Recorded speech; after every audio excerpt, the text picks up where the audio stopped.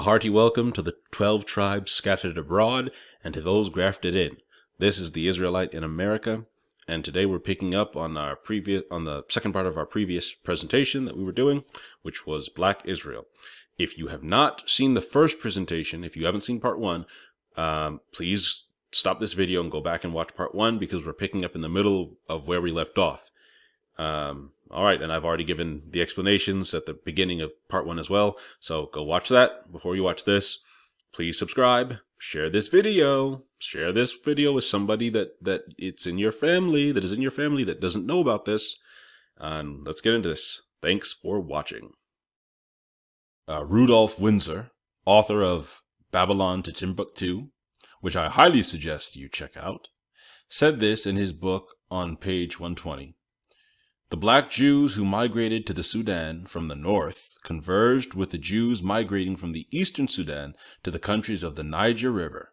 There is much proof and still much more to be revealed by scholars that there existed prior to the slave trade, the transatlantic slave trade he's referring to there, and subsequent to it, many tribes, colonies, and kingdoms in Western Africa. Rudolph Windsor is a very distinguished and intelligent man, author of Babylon to Timbuktu, a decorated professor, and he sourced all of his material is sourced and there's another word, cited. He cites all of his sources. Excuse me. So I highly suggest the book Babylon, from Babylon to Timbuktu. Okay, so we see that Jews have been migrating to Africa, not just from the Babylonian conquest, but they were in Africa in earlier times, but especially many fled into Africa to escape the Romans. That was a large mass exodus, so to speak, into Africa to get away from Roman control and Roman persecution. So they would have gone in, they would have not just to Egypt now. We're not confining things just to Egypt. We're talking about down into southern Africa even, or if you want to say, because I haven't shown you a source yet on that, but it's there, southern Africa. But let's stay for now mid-Africa, Midland Africa to Western Africa. Okay, and this from again gleethehidden-truth.weebly.com, and there's some maps here that you can check in your own time. There are different names, some names of some different settlements and kingdoms that had Jews in them, that Jews founded or had Jews in them. That's documented through history. We're not going to go through all of these right now. As I said, not all that exhaustive, but these can all be verified on one's own time. And I may talk of some of them in the future, and I'm going to in fact talk of some right now. But so. If one is still like, well, I'm going to need more than that. This is Glee the Hidden Truth that we believe. I need more than that. I need more sources. This doesn't prove anything about the kingdom of Judah in Western Africa. What does that have to do with anything of what you said? Okay, sure. Let's get some more sources on this, huh? So I've shown you this map, the new and accurate map of Negroland, which was Africa here by Emmanuel Bowen, where he documents the kingdom of Judah. Also, another name for it, because you'll hear detractors will say, right? I need to put this out here. Detractors of this will say, well, it was called Ouida. Judah was just one of its names. Ouida was another name, right? Okay, and that is true. It was also called the kingdom. It was also called Ouida, or different peoples called it in their tongue. The name kind of varied a little bit, as with most such things. Okay, but detractors will say, well, it can't be a reference to Judah because it was called Ouida. And in fact, let's see. If we go over here, right? Here is a similar map. It's not the exact same map, but it's a map that was designed for the Duke of Orleans. Okay, revised and improved by Mr. Bolton, but it's based still off of the Emmanuel Bowen sculpt. And this was a later map, 1774, right? Now, and if we go into this map, And this is at Yale. This is on the Yale University's website here. But if we go to this map, right, and we take a look here, once again, you see the slave coast. You see some things are slightly different because the maps weren't, computer generated. We see the slave coast still here, right there, and we see right here. This map in the 1700s is saying Ouida, is sticking with that pronunciation of it. And I would like to draw your attention to this note right here, the kingdom of Dahomey, which was slightly north of Ouida, or Judah. The note on the map here says, Kingdom of Dahomey, whose prince Trudadati subdued the states of Arda and Ouida about the year 1724. Now the Dahomeans were native Africans, okay? The Dahomeans were Hamites, okay, and they subdued. It says here they subdued the kingdom of Ouida, Judah, around 1722.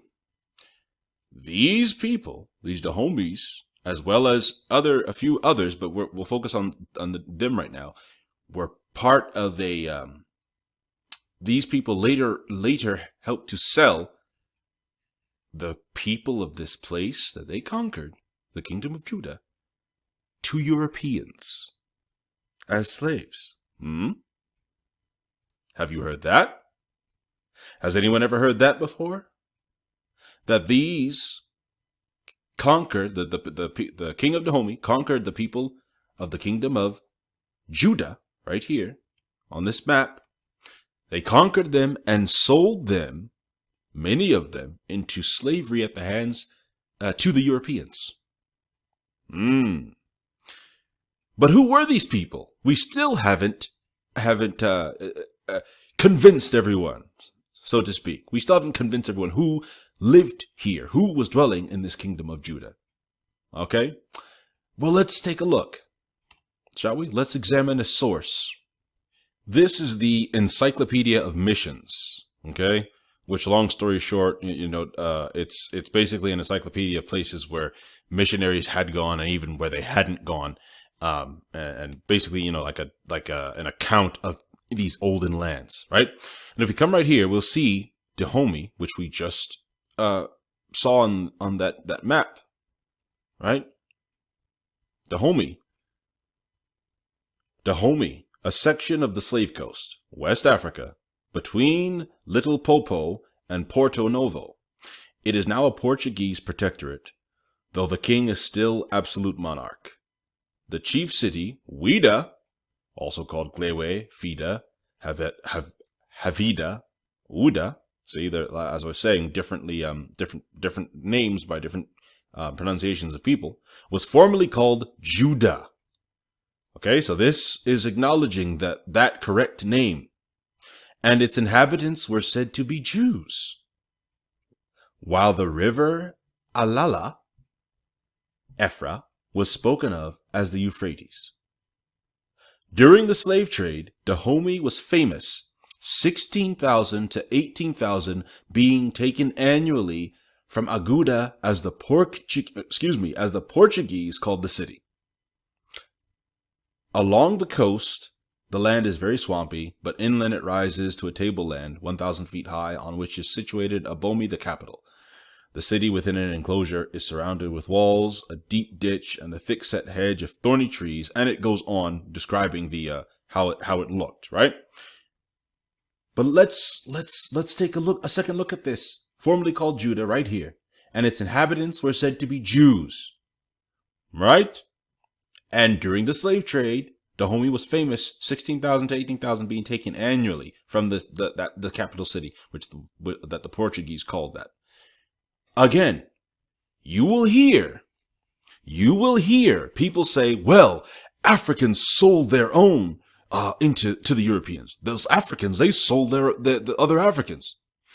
But as we've just gone through, Dahomey, which conquered Judah, Dahomey wasn't exporting its own people. Dahomey, now obviously there are exceptions to every rule. I want to say, were there some criminals or people who had offended the king or for whatever reason who the king of Dahomey also exported? Sure, yes. But largely, these people, the people, that Dahomey, which conquered Judah, which conquered the kingdom of Judah here, right? Largely their exports, some 16 to 18,000 being taken annually, were the people that they had conquered, right? And again, this source, which you can find and read for yourself. Don't take my word for it. But let me just give you, okay, this is the property of the University of Michigan. All right, hold on a second. Hold on. I'm going to give you the title in its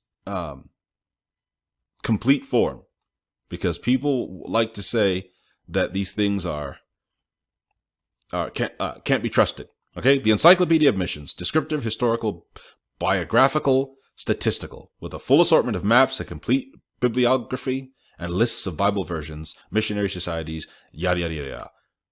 Okay, by Funk and Wagnalls, New York, 1891. This edition. Okay, so again, check this for yourself. I will leave a link. Okay, but let's say you're still not convinced. Let's say there's people. There's. Oh, let me move that. Let's say there's some people, someone listening to this that's like, still no. Despite the evidence now that we've shown multiple sources now, multiple sources. Let's look at another source, because there's, like I said, there's so many sources and there's so many things that can be found on this that prove itself. History is proving itself out, bearing out the Bible and the biblical text. Okay, let's look at another source, because there's more than one source. There's more than 3 sources. This is West African countries. This book right here is West African Countries and Peoples. Okay, published by James Africanus Beale Horton, a European. Okay, let's see what he has to say. I'm gonna go up a little bit. Okay, in those early days, Africa was known and famous amongst the then civilized portion of the world, and the Assyrians and Babylonians were among its earliest conquerors, so that about 67 years after the destruction of the temple, we are told in Esther that Ahasuerus, the king of Assyria, okay, this guy's calling him the king of Assyria, reigned from India unto Ethiopia over 127 provinces. Now, I want to pause right there. From India to Ethiopia. Keep in mind, it's imperative for me to say that Ethiopia, the Ethiopia of the ancient world, is not the Ethiopia that we know and recognize now, being a little portion of Africa. Okay, the Ethiopia of the ancient world, what everyone else knew to be Ethiopia, was something much different. And an example can be given. Let me see.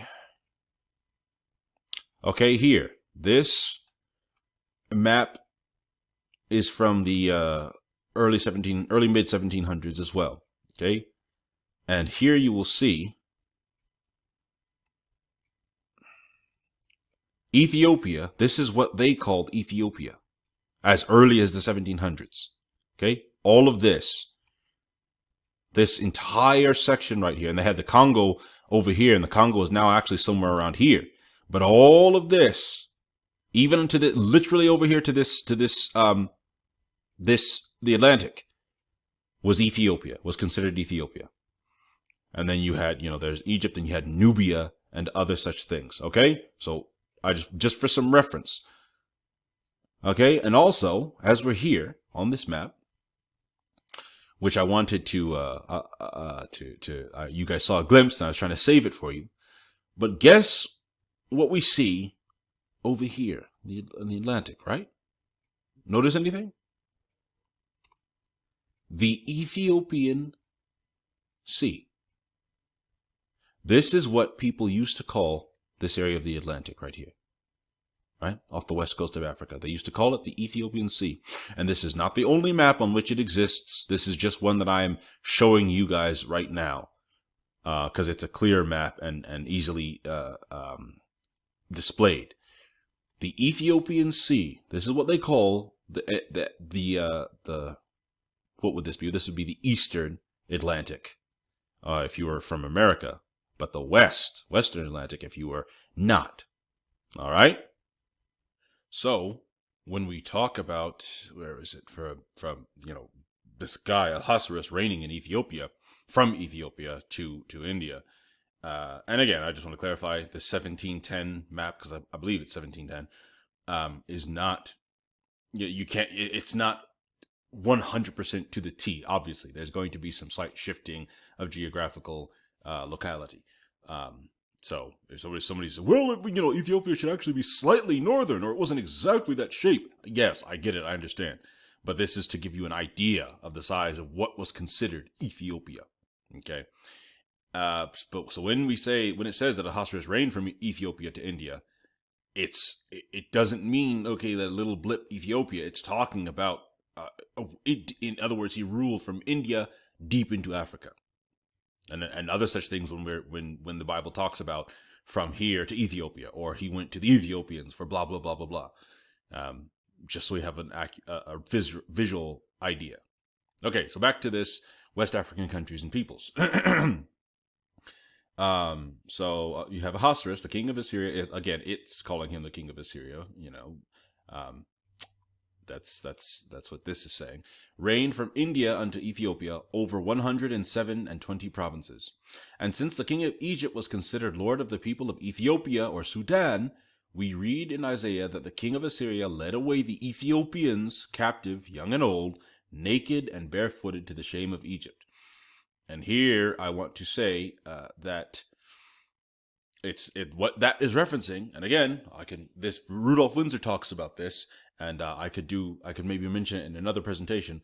But when it talks about leading the Ethiopians away to the shame of Egypt, okay, Ethiopia and Egypt are two different places, two different peoples.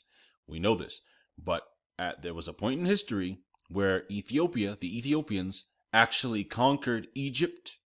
And it's not, the Bible nods to it. It doesn't explicitly say it, but it alludes to it, which is hence in that scripture in Isaiah where it talks about leading the Ethiopians naked to the shame of Egypt. The Ethiopians at one point in time had conquered Egypt, and it was an Ethiopian king on the throne of Egypt. He ruled Egypt, and so, still, it wasn't called necessarily the kingdom of Ethiopia. It was still Egypt, but people of Ethiopian blood, were sitting on the throne.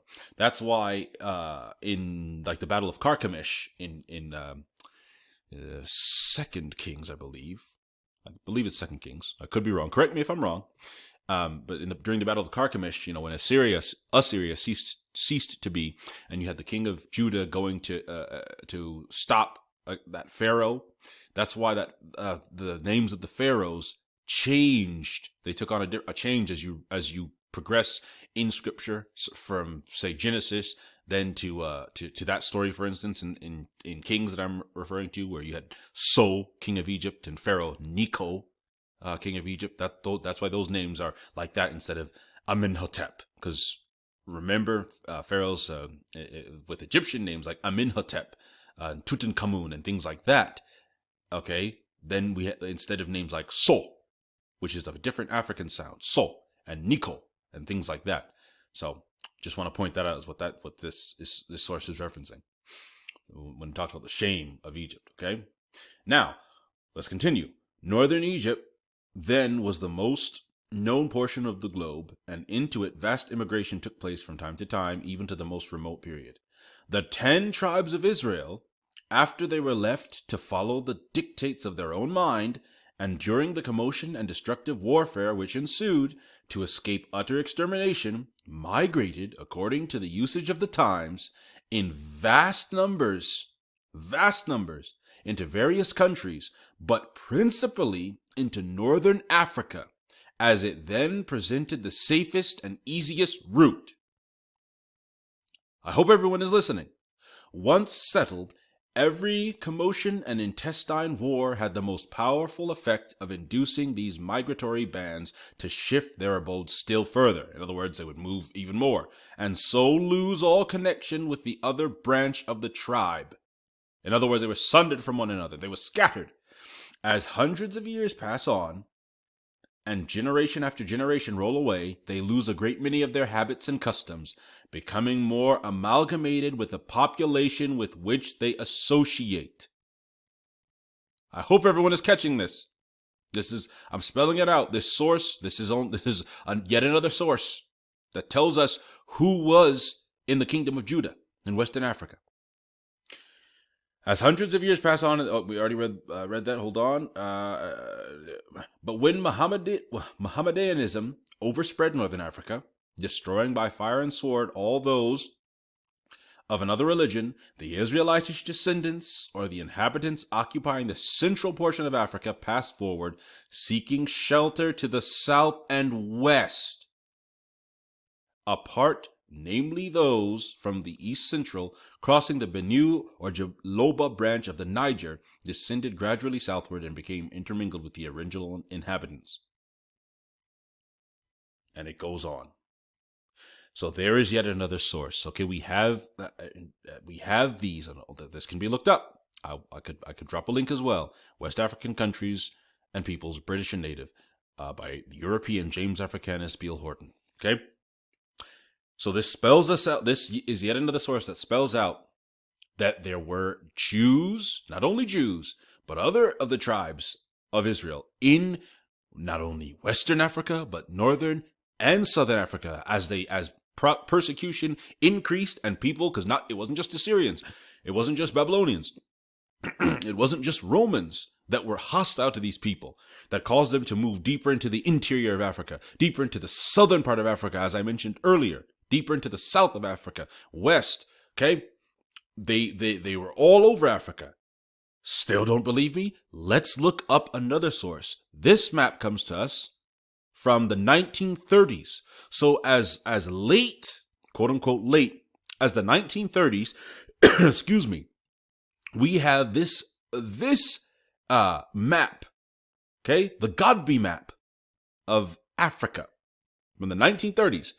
Look, I can leave a link. This can be looked up for yourself. Let me zoom in here. Okay, all the red text you see. All these red text is a map of Jewish migrations, Jewish/Israeli migrations and colonies/cities. Okay, this is what you're seeing. Right here. Okay, Yemen Jews and Falashas, Berber, Moorish, and Negro Jews. What's that? Negro Jews. Yemen Jews. I referenced that earlier. Okay, this note here says the names in red in the Northern Sahara are, I believe this is cases in which some Berber Judaism survives. It is estimated about 15,000 Jews are scattered through the interior. Other names in red are places of ancient Jewish colonies. What? Ancient Jewish colonies. In some cases, an approximate date of settlement is added. So we see here Jewish traces, Benai Ephraim, right? The sons of Ephraim. Okay? Levite cities, the Sao Tome Jews. This is an island. I'll do something else on Sao Tome. From the Sao Tome case is very interesting. The Movumbo Jews, okay? Other Jews. All of these, all down, not just right here in the Slave Coast, but all down to here, all over here in Ethiopia, and what we now call Ethiopia even, all right? And down south. This is from a map in the 1930s. The 1930s. All of these Jewish colonies and settlements. But people will deny this, will say it's not true, will say, no, this isn't the case, without a shred of evidence. Okay? I'm giving you physical, tangible, linkable evidence. Right? Because if somebody says, oh, well, that's not the case. Well, that's not true. Oh, what do you mean Jews were in Africa? You can't prove that. Show them. Don't just show them these maps, right? Because people will say, well, that doesn't mean anything. There's knowledge that you are now armed with. I've armed you with this knowledge. Tell them to, okay, well, if you're going to disprove that, then you need to disprove the Encyclopedia of Missions. You need to prove that this book is false. This encyclopedia from the 1800s is false. You need to prove that West African Countries and Peoples, British and Native by James Africanus is false. You need to prove that this book is false.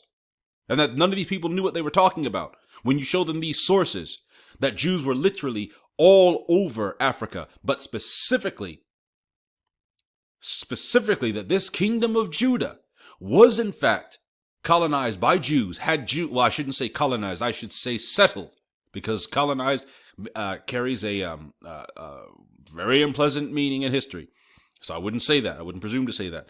Settled by Jews, Israelites, largely Jews though, Levites. We saw on this other map, right? The Jewish settlements and cities extended all the way down here. The map ends right there, but all the way down this coast. Okay? Zoom out. All up into Negro land, what this calls Negro land. Jewish settlements all over the place. The sons of Ephraim, all over here. From the slave coast. And they were taken.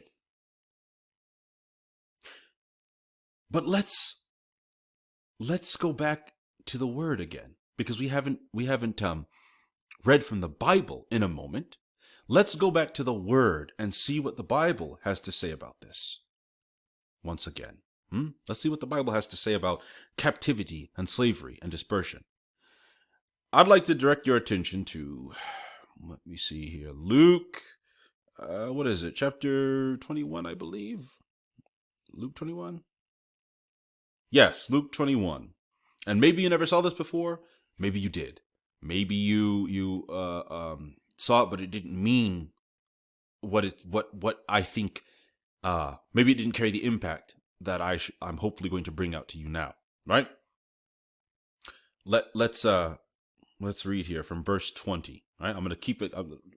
Read here from verse 20. This is Luke, the Gospel of Luke. New Testament. Okay, not the Old Testament, because for those people that, well, the Old Testament doesn't matter. The Old Testament's done away with. Well, that already happened. Okay. This is Jesus, Yeshua, talking about it's the same things that are taking place that he talks about in Matthew chapter 24. Okay, so Yeshua says from verse 20, and when ye shall see Jerusalem compassed with armies, then know that the desolation thereof is nigh. Then let them which are in Judea flee to the mountains, and let them which are in the midst of it depart out, and let them that are in the countries that are in the countries enter thereinto, and let not them that are in the countries enter thereinto.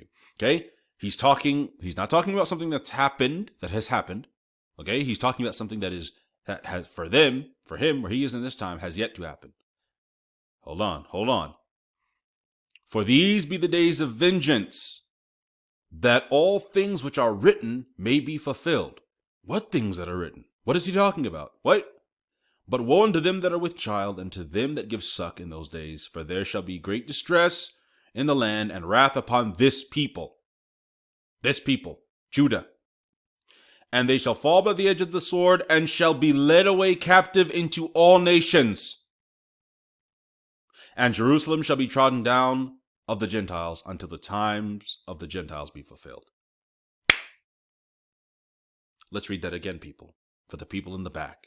Yeshua says, they shall fall by the edge of the sword and shall be led away captive into all nations. Wait, what are you talking about, Yeshua? Didn't this already happen? Yeshua? What is Yeshua talking about? Yeshua is talking about Deuteronomy 28. Because Judah, remember, part of Judah had been allowed to come back. Part of Judah, part of Benjamin, and all such had been allowed to come back during the, Nehemiah's time and thereafter, right? So there was a little bit of them back there. Some of them they come back, and they had kind of populated more. Excuse me. They had populated more. They had become more populous. Yeshua says they will fall by the sword. It hadn't happened yet. And shall be led away captive into all nations. And then what? Jerusalem shall be trodden down of who? Who? Until the time of the Gentiles shall be fulfilled. Ask yourself then, if this was prophesied, and this then happened, who are those Gentiles that are currently inhabiting? Who are those Gentiles that are trotting down Jerusalem? Who? And then the question, of course, becomes, then who are they? If you catch my drift, if what you're saying is such and such and such, then who are these people? Who? And that, my friends, would require an entire other study, which I do not mind doing. I probably should. In fact, I should if I'm going to make the claims that I'm claims. If I'm going to show the truth, because it's not claims. A claim is something that has to be proven. We've just proven what we're saying. We've just proven that Jews, as well as a few other tribes, were occupying the slave coast, the kingdom of Judah, and up and down in other areas in Africa. We've just proven that. So it's not a claim. It's a truth.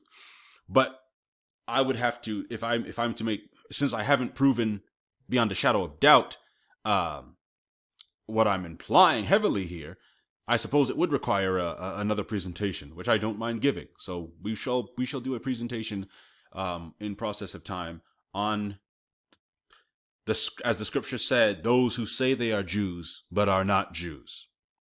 They don't, and when I say they, I'm not necessarily meaning them, although they're part of it, but the powers that be, the power structure that be, this Western power structure, does not want us to look into this. Doesn't want us to get, and this source is from the Library of Congress. This map, this is on the Library of Congress website. Okay, because people would be, well, where did you get that map from? This is on the Library of Congress. This map right here. They don't want us to look into these things, to come to see these proofs, to see this, because to see this makes you think, makes us go, wait a minute. And then we start to dig, because these things don't just come up on a Google search. Okay, the closest you might get on this here, you could Google this, the map of Negroland, specifically, a new and accurate map of Negroland. But these other things, you have got to know what to search for. You've got to dig into it. But they don't want us to do that. Okay, the nations don't want us to do that, because if we start looking into these things, if we start looking into this map and then comparing it with this other map here for the Duke of Orleans, zoom that out back out with the Duke of Orleans, and then we start looking into the Encyclopedia of Missions and West African peoples and all these old writings where things of concrete evidence exist. Okay, they exist for us to read. We have these sources that are verifiable. Okay, history that's verifiable. More maps from 1710 to 1930. 1930, as late as 1930, people were acknowledging the truth of Jewish peoples and other tribes, Israeli tribes, all up and down Africa, all through Africa. And then suddenly, shortly after 1930, just like, it just fell out of existence. No one talked about it. These maps suddenly weren't mainstream anymore. Why?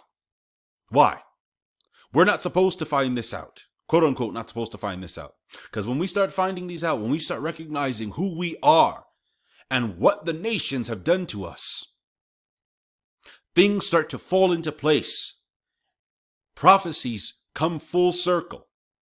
And then, right? And then to all those people that get angry for some reason, angry when we talk about stuff like this, angry when we say, hey, the Bible's talking about us. No one gets angry when these people say, hey, it's us, and stop being anti-Semitic. No one gets angry. These people say Holocaust, everyone says never again. We say slavery, everyone says get over it. It happened a long time ago. These people say Hitler and internment camps, everyone's like, oh my gosh, have money. We say Jim Crow, segregation, and redlining, and a host of other things. We say, they tell us, get over it. It happened a long time ago. Pull yourself up by the bootstraps.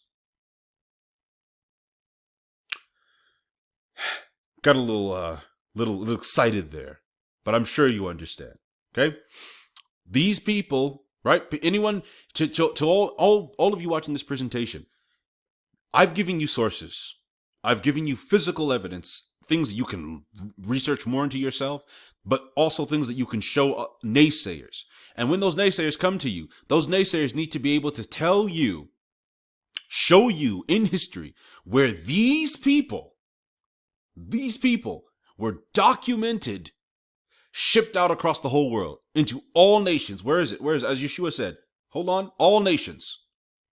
Yeshua himself led away captive into all nations. Right here. The naysayers need to show you in history where these people were led away, captive into all nations. All nations, not just Europe, not just Germany. captive into all nations and made into bondsmen and bondswomen. They need to show you where these people were shipped out to Europe, to America, to the islands, to South America, and put into hard bondage, hard labor for bondswomen, because that's all nations. They need to show you where that happened. If they can't show you where that happened, well, then there's a problem. Now, I'd like to show one more source that kind of in kind of summary for this, because it kind of brings a lot of the stuff that we're talking about together and gives a send-off, a farewell. This is from historyrevised.com. Okay, it's talking about the kingdom of Judah in West Africa. In West Africa, Judah is bordered by the Gold Coast, Ghana, to the west, by the Gold Coast to the west, and Benin to the east, and is situated within modern Togo. It has a complex history, the result of colonization. Okay, that's why I didn't want to use that word, because this has certain connotations. Colonization, not even connotations, but meanings. Colonization by England, France, Portugal, and the Dutch, and domestic conquest by the Kingdom of Dahomey. Remember, we talked about this. In 1725, Judah has been designated as a town or kingdom with multiple names in many sources. Robin Law, a professor of West African studies, wrote, although Ouida is the spelling of the town's current name, it occurs in European sources between the 17th and 19th centuries in various other forms. In English, Ouida, in Dutch, Fida, in French, Judah, and in Portuguese, Ajuda. By 1771, colonial cartographers had renamed Judah the Slave Coast. Why? Because that's where they were getting all the slaves. That is where our ancestors, the ancestors of African Americans, as we are so called, came from. Okay, so colonial cartographers had renamed Judah the Slave Coast when it became the primary slave port in West Africa, stretching several hundred miles from the Bight of Benin to Gabon in West Central Africa. Several hundred miles. Okay, so not just right here. It would stretch down here. See that? See? Up here. To Benin, down there. Remember those, where is it? Where's that Levite town? Where's that Levite town? Oh my goodness. That Levite town down here? Gabon? What was that? What? Mavumba Jews? What?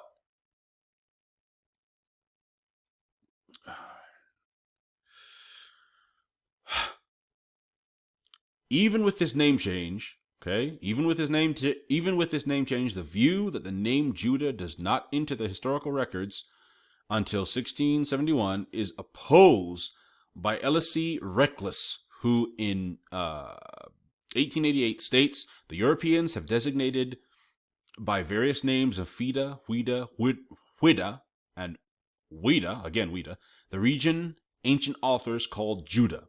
The inhabitants were called the Judaic, and indeed they were regarded as a remnant of the lost tribes of Israel. Let's continue, because those ancient writers Reckless is referring to are the Hebrew authors of the Bible. And we see a annotation of a screenshot of the map we've been looking at. Okay. Evidence that Judah was inhabited by the descendants of Jacob, who were subsequently deported during the transatlantic slave trade, can be found in the written testimony of Aluda Ekwano, who was captured at age 10 from the former Biafra, just above the deserts of Seth. Aluda wrote of the Hebrew customs practiced by his tribe. They have many offerings, particularly at full moons, generally 2 at harvest before the fruits are taken out of the ground. And when any young animals are killed, sometimes they offer up part of them as a sacrifice. These offerings, when made by one of the heads of a family, serve for the whole. Some of our offerings are eaten with bitter herbs. Aluda's Hebrewism is also evident in his name. We know he is from the tribe of Judah because the suffix Uda for Yehuda is represented in Alauda. Okay, so they're talking about his name. It is now common knowledge, which can be researched, that the merchants and slavers knew the exact origins of the people they took captive from West Africa because they recorded some of their names. And yes, this is true. We don't have time to get into it right now, but this is true and verifiable.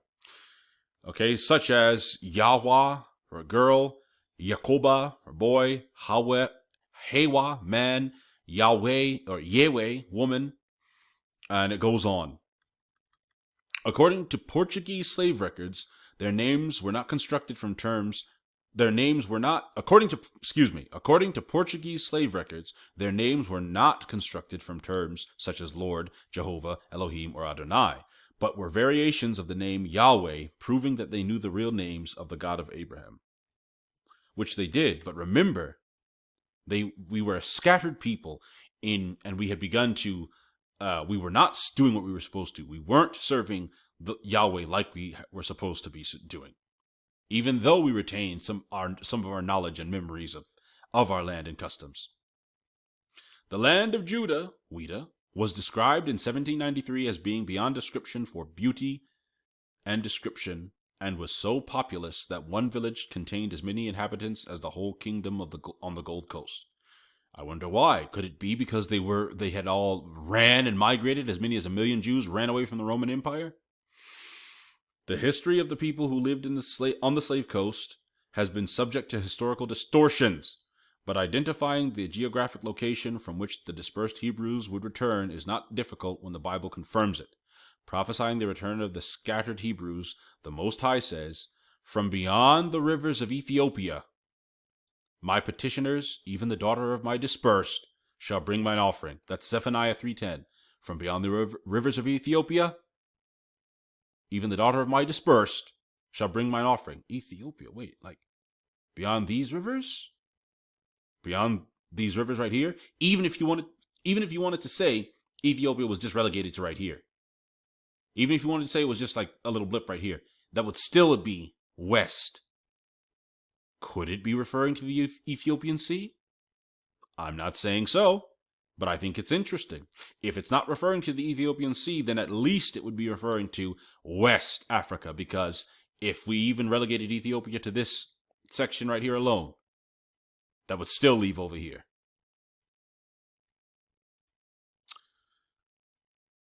Africa was at one time known to the ancient world as Ethiopia. We discussed that. And the Atlantic Ocean was the Ethiopic Sea. Subsequently, it has become evident after so long that one convert objective for slavery was to remove the Hebrews from their lands and so cut them off from being a nation.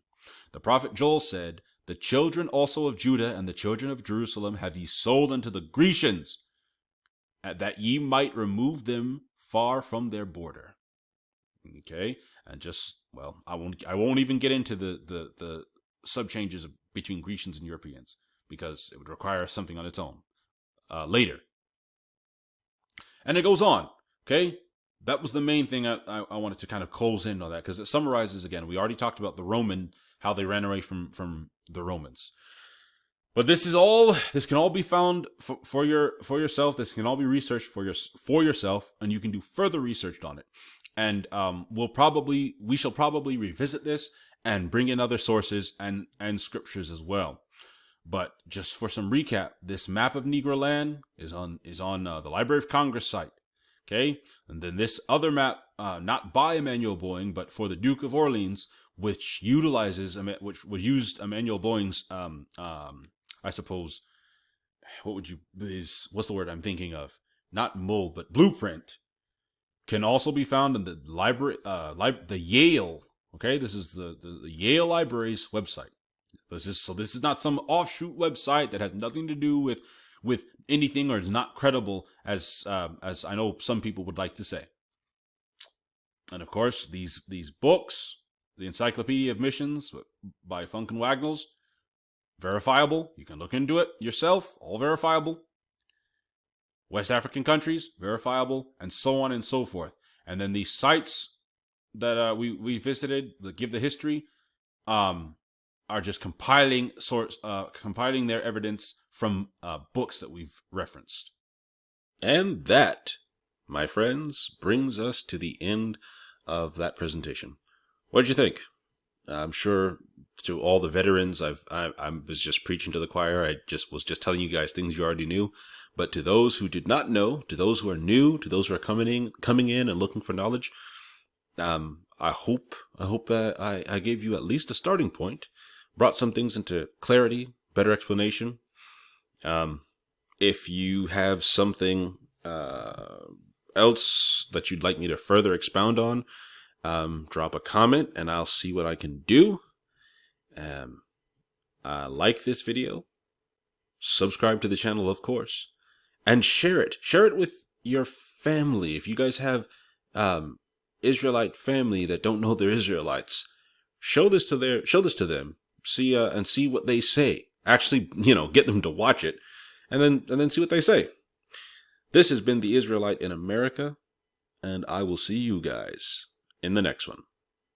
Bye-bye.